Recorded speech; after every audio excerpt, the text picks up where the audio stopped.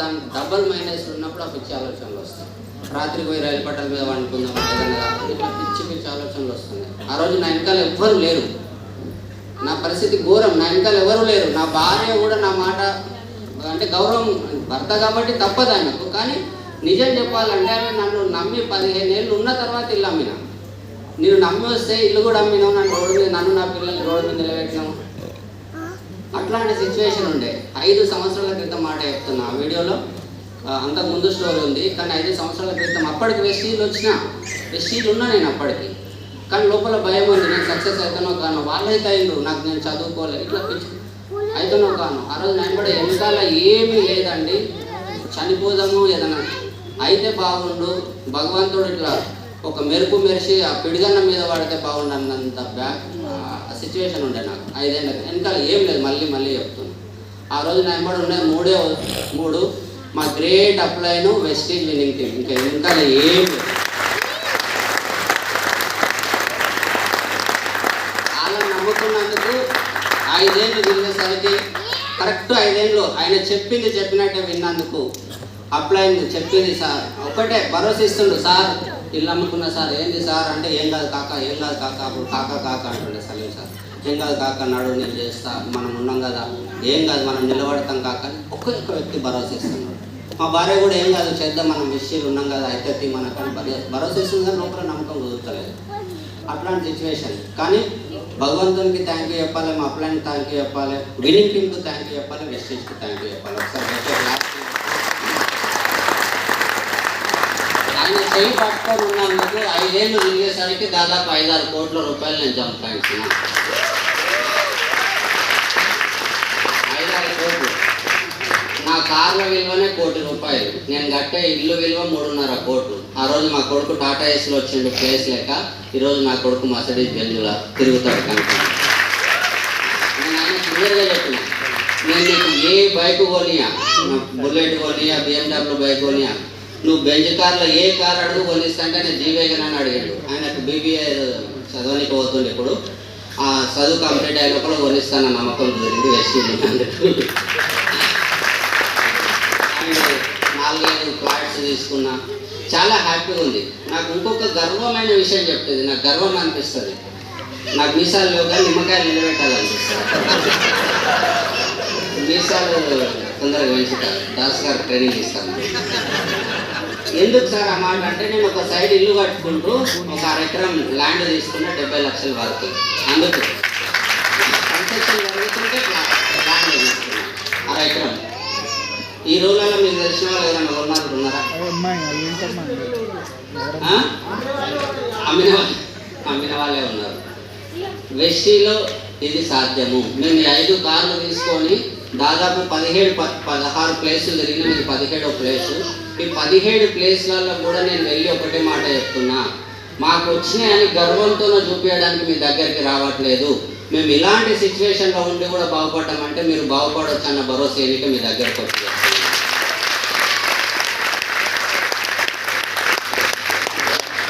భరోసా చేయడానికి. ఎందుకు సార్ ఈ భరోసా అంటే, నాకు తెలియదు ఎవరు ఏ ప్రాబ్లంలో ఉన్నారో, నాకు తెలియదు. ఒకరు హస్బెండ్ దుబాయ్లో ఉండొచ్చు, ఒకరి పిల్లలు వేరే దేశంలో ఉండొచ్చు, లేకపోతే ఒకరు ఇల్లు కట్టి అప్పుల పాలై ఉండొచ్చు, ఒకరు ఉద్యోగం ప్రాబ్లం ఉండొచ్చు, లేదంటే ఉద్యోగం చేసి అలసిపోయి ఉండొచ్చు, లేదా బిజినెస్లో లాస్ అయి ఉండొచ్చు. మా కమర్ సార్ లాగా నాకు తెలియదు. పిచ్చి ఆలోచనలు చేయకండి, మేము ఉన్నామని భరోసా ఇస్తున్నాం. ఇక్కడ నాలాంటి వ్యక్తులు సక్సెస్ అయినప్పుడు మీరు కూడా సక్సెస్ కావచ్చు. సార్ మరి మీరు సక్సెస్ అయ్యారు, ఎట్లా బిజినెస్ చేసారు అంటే, నేను ఒకటే డిసైడ్ అయినా. ఏమని అంటే, ఇప్పుడు నాకు బాధ ఉంది, బాధ పెట్టుకొని నేను మీ దగ్గరకు వచ్చి, అన్న నేను ఇల్లు అమ్మినా, అరే బుజ్జి నేను ఇల్లు అమ్మేసిన, కారు కూడా అమ్మేసిన, అందుకే వెస్టీలో జాయిన్ అయినా. రండి, ఎంతమంది జాయిన్ అవుతారు? మనుషులకు బాధలు ఇష్టమా సంతోషాలు ఇష్టమా? బాధలు ఇష్టమా సంతోషాలు ఇష్టమా కదా? కాబట్టి మీకేదైనా బాధ ఉంది, నాకు బాధ ఉన్నప్పుడు నేనేం చేసిన అంటే, బాధనంతా కడుపులో పెట్టుకున్నా, నవ్వడం స్టార్ట్ చేసిన. అర్థమవుతుందా? నవ్వడం స్టార్ట్ చేసిన ఉన్న దాంట్లో చదువుకున్నా. వెస్టీజ్లో డబ్బులు అడగొద్దు, కార్డినల్ రూల్స్ మీకు తెలుసు. బయట తెచ్చుకుంటుంటే అయ్యా అప్ప అని చెప్పేసి ఏదో ఒకటి చెప్తుంటే. కానీ నాకు పెద్ద గర్వం ఏమనిపిస్తుంది అంటే, ఎక్కడ మాట ఒడగొట్టుకోవాలి. మనిషి అంటే మాట అంటే నా పేరు ఏంది శ్రీనివాస్ అంటే మాట మనుషులని గుర్తురావాలి. కరెక్టా కాదా? వెస్టీజ్ అట్లా ఈజీగా సక్సెస్ అవుతారు. మాట ఉడగొట్టుకోకుండా నేను అప్పులు చేసుకుంటుంది అండ్ అప్పులు చేసి ఉన్నదాంట్లో కొంచెం చిన్నగా పెట్టుకొని అడ్జస్ట్ చేసుకుంటుంది. ఒక 100 రూపాయలు ఉన్నాయంటే ఫుల్ మీల్స్ తింటే అయిపోతుంది. కరెక్టా కాదా? కానీ నేనేం చేస్తుంటే అంటే 2 సమోసాలు తిని ఒక ఛాయ్ తాగి 70 రూపాయలు పెట్రోల్ పోసుకొని బిజినెస్ చేసిన కాబట్టి ఈరోజు 5-6 కోట్లు కలుగుతాను. ఇక నాకు బాధలు ఉన్నాయి, నేను ఇల్లు అమ్ముకున్నా అది అమ్ముకున్నా అని చెప్పేసి చిరిగిపోయిన పాయింట్ మార్చిన గడ్డం తెల్ల అట్లా లేకుండా పోతే సక్సెస్ అవుతామా? నేనేం చేసిన ఉన్న దాంట్లో 300 రూపాయల షూస్, 300 రూపాయల పాయింట్, 300 రూపాయలు తెలియదు. ఎందుకంటే నీట్గా ఉంటే నచ్చుతారా, జర బాధలు ఉన్నాయని ఎట్లుంటే నడుస్తుందా? నేను అదే డిసైడ్ అయినా. ఎదుటి వ్యక్తులకు మన బాధలు నచ్చవు కాబట్టి మనం నవ్వాలి, ఉన్న దాంట్లో చదువుకోవాలి. నేను వెళ్ళి అవతల వ్యక్తులకు బాధ చెప్తే నచ్చదు. కాబట్టి నేను ఇట్లా చేసిన బిజినెస్ అర్థమవుతుందా? వెస్టీజ్ బిజినెస్లో మీరు నవ్వుకుంటుండండి అండ్ కమిట్మెంట్ 2 సంవత్సరాలు. మళ్ళీ ఇంకొకటి ఏంటంటే మొహమాటం వదిలేసింది. ఎందుకు మొహమాటం అంటే మీరు ఆలోచించండి. మనకు ఒకటి లోపలికి అవతల వ్యక్తికి గుర్తు రాగానే ఆయన అంత పెద్ద మనిషి కాదు, ఏమనుకుంటాడో, ఆయన గిట్ల కాదు, ఆయన గట్ల కాదు, ఆయనది ఏ పాయింట్ ఉంటే అది మనకు ఒక బలహీనత అయిపోతుంది. ఇప్పుడు ఆయన పెద్ద మేనేజర్ అనుకో, మా మేనేజర్ సార్ ఏమనుకుంటాడు, ఆయన డ్రైవర్ అనుకో, ఈయన డ్రైవర్ చేస్తాడో చేయడం, ఇట్లా ఒకటి ఆలోచన చేస్తుంటాం, ఏమనుకుంటారో ఇట్లా అని మొహమాటం. నేను డిసైడ్ అయినా మొహమాటం పడద్దు. ఎవరన్నా ఆయన ఏమనుకుంటాడో ఈయనేమనుకుంటాడో కాదు, ఏమైపోతారో అని ఆలోచించండి. దానికి వండర్ఫుల్ ప్రూఫ్ చూపిస్తాను నేను. మన గ్రేట్ అప్లయన్స్ సలీం సార్ ఉన్నారు, ఆయన వచ్చి నాకు చెప్పిండు, ఆయన ఇది కూడా ఆలోచన చేయొచ్చు కదా, అరే శ్రీనివాస్కి ఏంది ఐటెక్ సిటీలు ఇల్లు ఉంది, పిండిగిల్లు ఉంది, కిరాణా షాప్ ఉంది, మంచిగా ఉన్నాడో ఎందుకు ఏమనుకుంటాడో అని అంటే నేను బాగుపడుతుంటేనా ఈరోజు బెంజికారు ఉంటుండేనా? లేదు. ఆయన ఏమైపోతాడో అన్నందుకే కదా ఈరోజు 5-6 కోట్ల రూపాయలు సంపాదించాడు. అర్థమవుతుందా? ఏమనుకుంటారో కాదు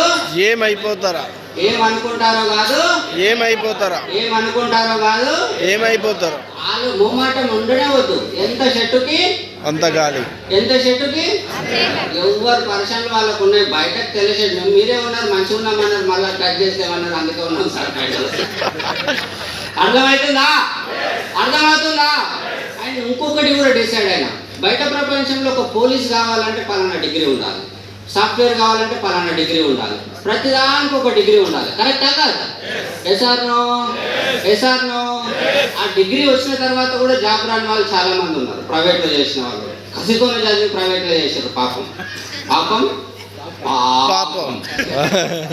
రిటైర్డ్ అయిన వాళ్ళ గురించి. కానీ నాకు వెస్టీజ్ ఏముంటుంది, నాకు కనబడేటోళ్ళంతా పండుగ ఉంటుంది. మీకు కనబడేటోళ్ళు తోముతారు, మీరు తోముతారా?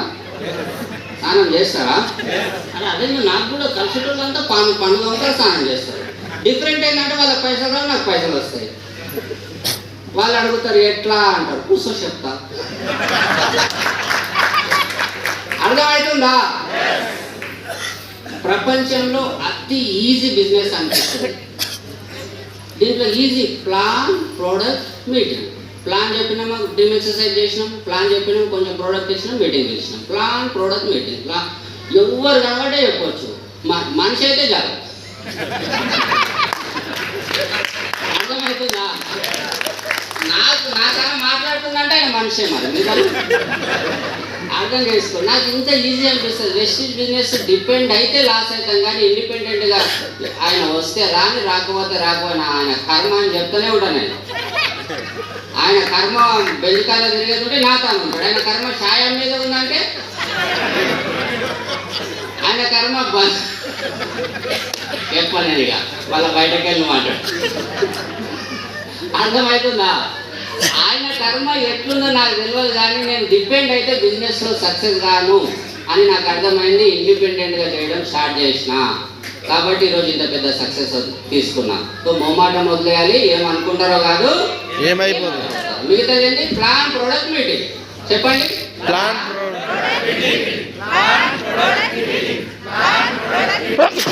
ఇంతకంటే ఈజీ ఏముంటుంది? అర్థమవుతుందా? చాలా ఈజీ బిజినెస్. ఇంకొకటి మేము ఒక డిసిషన్ తీసుకున్నాము. ఏంటిదంటే 2020లో ఇక్కడనే హాల్ బయట మేమందరం కలిసి డిసిషన్ తీసుకున్నాం. ఏమని 2025 కంతా మన హైదరాబాద్లో 100 నుంచి 200 కార్లు రావాలి. నేను సలీం సార్ ముందర ఉన్నదంతా 2025 కంతా ఖచ్చితంగా ఒక 100-200 కార్లు రావాలి. ఒక 10 మంది డివిసిడీలు కావాలి. 1,00,000-2 లక్షలు సంపాదించి ఇట్లా అని డిసిషన్ తీసుకున్నాం. అప్పుడు నాకు 20-30 వేలు వస్తున్నాయి. కానీ గుంపులు ఉన్నా కదా చదువు మీరన్నట్టే డిసిషన్ తీసుకున్నాం. కానీ భగవంతుడు ఆ టైంలో ఎట్లా ఆలోచన చేసినామో మాకు తెలియదు. కానీ మేము ఆలోచన చేసినాం కాబట్టి మేము ఆలోచన చేసిన దానికంటే డబల్ అయింది. మేము 100 కార్లు అనుకుంటే 500 కార్లు వచ్చినాయి. మేము 10 మంది డివిజన్లు అంటే 22 మంది డివిజన్లు అయ్యారు. మేము 1-2 లగ్జరీ కార్లు అనుకుంటే 7 లగ్జరీ కార్లు వచ్చినాయి. మేము అనుకున్న దానికంటే ఫారెన్ టూర్స్ అనుకున్నాం, ఫారెన్ టూర్స్ అయినాయి. ఇండ్లు అనుకున్నాం, ఎంతోమంది సెంట్రోల్ ఉన్న వాళ్ళు ఆల్మోస్ట్ అందరి ఇండ్లు అయిపోయినాయి, కొత్తలు కాదు పాతలు. సో ఇంత మేము అనుకున్నాయని జరిగింది. నేను అక్కడ వీడియోలో కూడా చూడండి, నేను బెంజ్ కార్ కొంటా అని చెప్పాను. సలీం సార్ కూడా చెప్పాను, మేము కొన్ని రోజుల్లో బెంజ్ కార్ కొంటామని. కొన్నామా లేదా? అది రాకముందు మళ్ళీ ఈరోజు అన్నీ వచ్చినాక మేము మళ్ళీ ఒక డిసిషన్ తీసుకుంటున్నాం. ఈ డిసిషన్ మీకోసమే. ఏంటి డిసిషన్ అంటే 2030 ఎప్పటి వరకు? 2030 వరకు 5,000 కార్లు మా టార్గెట్.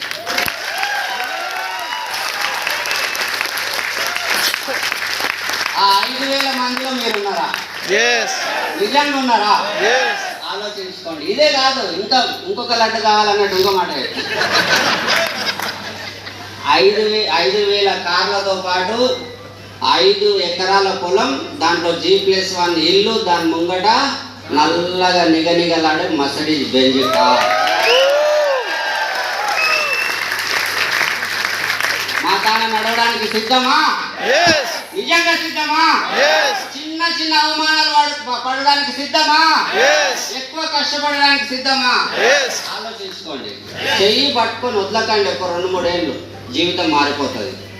నేను మళ్ళీ చెప్తున్నా, 4 ఏళ్ళు మేము 5 ఏళ్ల క్రితం చేసింది చెప్పినట్టే చేసినాం. ఇప్పుడు మేము ఒక్కటిద్దరం కానీ అప్పుడు కొంతమందిని డిసిషన్ తీసుకున్నాం. ఈరోజు ఇంకా ఎక్కువ మందిని కలిసి డిసిషన్ తీసుకుంటున్నాం. ఈరోజు మేము నల్గొండ వెళ్ళినాం, సూర్యాపేట వెళ్ళినాం, విజయవాడ వెళ్ళినాం, కర్నూలు వెళ్ళినాం. ఎంత పెద్ద బిజినెస్ నిలబెడుతున్నాం. దాంట్లో మీరు ఉన్నారా లేదా చెక్ చేసుకోండి. మళ్ళీ చెప్తున్నా, ఏది ఏమన్నా కానీ నేను సీనా నెంబడ పోతా, సావమన్నా దస్తా, బతుకుమన్నా బతుకుతంటే మీకు బెంజ్ కార్ వచ్చినట్టే. ఈ సీనాన్ని ఎవరు అనుకున్నారా? నేను ఎలా ఆయనతో మళ్ళీ ఎవరు అనుకున్నారు? నేను ఎక్స్ట్రా పైసలు ఏమవుతుంది అదే 100 ఎంత టికెట్. సీనాతో పాటు మీ అప్లై నాకు ఫోన్ చేశారు అందరు. మీ అప్లైన్ అంటే ఎవరో కాదు, ఈరోజు మిమ్మల్ని పిలిచింది కదా ఆయన అప్లైన్. ఆయన కోసం ఒకసారి గట్టిగా క్లాస్ చేయాలి.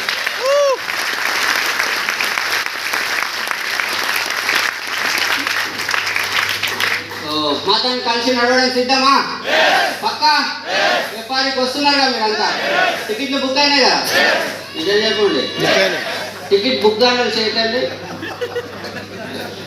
మీరంతా ఇప్పుడు బుక్ చేసినాకనే వీళ్ళని బయట ఇంటికి పంపేయండి. బుక్ చేసుకొని వెళ్ళండి, జీవితాలు మార్చుకోండి. ఇవన్నీ చెప్తుంటే నాకు హ్యాపీ అనిపిస్తుంది. ఒకప్పుడు మా పరిస్థితి అయితే అవన్నీ ఇప్పుడు అన్నీ నవ్వొస్తుంది జీవితం. కానీ ఒక 5 ఏళ్ళు జరిగేసరికి సినిమా హీరో లాగా చెప్పుకుంటున్నాము. కానీ నిజం చెప్తున్నా, 4 ఏళ్ళు మీరు ఈ మీటింగ్ హాల్ వద్దకుండా మా తాన కలిసి ఉంటే మీరు ఇక్కడ నుంచి చెప్తుంటారు, మేము అక్కడ రిటైర్మెంట్ తీసుకొని మీకోసం క్లాప్స్ పెడుతుంటాం.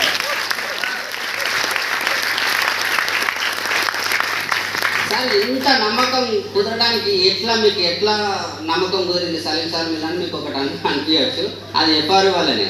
నేను సలీం సార్ ఢిల్లీకి రమ్మన్నాడు. ఢిల్లీకి రమ్మంటే నాకు వెస్టీజ్ అంత అర్థమైంది, కానీ ఎవరు వింటలేరు. అంత అర్థమైంది, ఎవరు వింటలేరు. అంటే నాకు ఒక పని చేసి సలీం సార్, ఇంత మరుగుమందండి ఒక మంత్రం అన్న చెప్పు, జనాలు చూప్ అనంగా చేయాలి. నేను మరుగుమందని అలా నీళ్ళలో వేస్తా అని చెప్తే మరుగుమంది ఢిల్లీలో ఉన్నాడు. నేను పోయి తెచ్చిన అందుకే 18 లక్షలు వస్తుంది. రేపు 9, 10, 11 శాప మందులాగా పంచుతున్నారు రండి.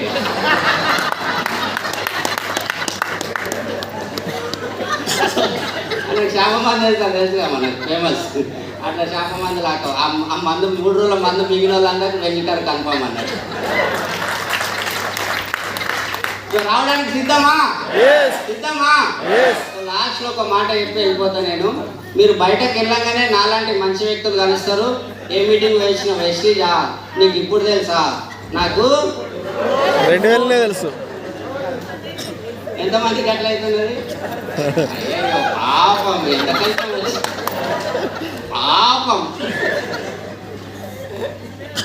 ఏం చెప్తున్నారు మరి అమ్మా? 2.0 2.2x. మీకు ఇన్ని రోజుల ముందు తెలుసు కదా, ఇన్ని రోజుల నుంచి నీ జీవితం ఏం మారింది. మరి మేమైతే నిన్న 5 బెంచులు తీసుకొచ్చినాము, వాళ్ళు డిసిషన్ తీసుకున్నారు, వాళ్ళతో పాటు నడుస్తాము. ఇన్ని రోజులు టైం వేస్ట్ చేసుకున్నారు, ఇప్పుడు కూడా టైం వేస్ట్ చేసుకుంటారా? ఎప్పుడన్నా కలిసి నడుస్తారా అని అడగండి. చెప్పొచ్చా? చెప్పొచ్చా? ఇంకొక విషయం, వాళ్ళే అంటారు, అరే వెస్టీలోకి వెళ్ళి వాళ్ళు వెళ్ళిపోతారంట, వీళ్ళు వెళ్ళిపోతారని అని అంటారు. వాళ్ళని ఉల్టా అడగండి. మీరు అంతా ఒకతోనే చిట్టేసిండ్రు, ఆ చిట్టైనా గాయపోయింది. ఎవరు దొంగ? చిట్టనే కదా, నేను కాదా. ఇప్పుడు ఒక మాట అనుకుందాము, వెస్టీజ్ ఇన్నే ఉంది, మేము అంత ఇన్నే ఉన్నాం, బెంచ్ కార్లు అన్నీ ఇన్నే ఉన్నాయి, కంపెనీ 21 సంవత్సరాల నుంచి నడుస్తుంది, మాకు ఇంత ఇన్కమ్ వస్తుందని చెప్తున్నాము. వాళ్ళు కనబడట్లేదు. ఇప్పుడు ఎవరు దొంగ? వాళ్ళే దొంగలు. నేను అనట్లేదు, మీరు జాగ్రత్తగా ఆ విషయం వాళ్ళకి చెప్పండి. అన్న కంపెనీ ఇన్నే ఉంది కానీ జర ఇగో, కొందరికి ఇగో వచ్చింది, నా వల్లనే వెస్టీజ్ నడుస్తుంది, నేను చేస్తున్నా 1,00,000 వచ్చింది అని చెప్పేసి ఇట్లా శనిదేవుడు జర నాట్యం చేస్తుండు, మళ్ళీ వస్తారు. అర్థమవుతుందా? కాబట్టి వాళ్ళకి ఇదే చెప్పండి, ఏం కాలేనా వాళ్ళకు వస్తారు, మంచి కంపెనీ చేద్దామని చెప్పండి. ఓకేనా? కలుద్దాం ఎఫ్ఆర్ఈలో. పక్కా నిజంగా. దాస్ సార్ ప్రమాణం చేసిరా? ఇప్పుడు దాస్ సార్ ప్రమాణం చేస్తే ప్రమాణం తిరగొట్టకండి. మనం కలుద్దాం ఎఫ్ఆర్ఈలో. Thank you.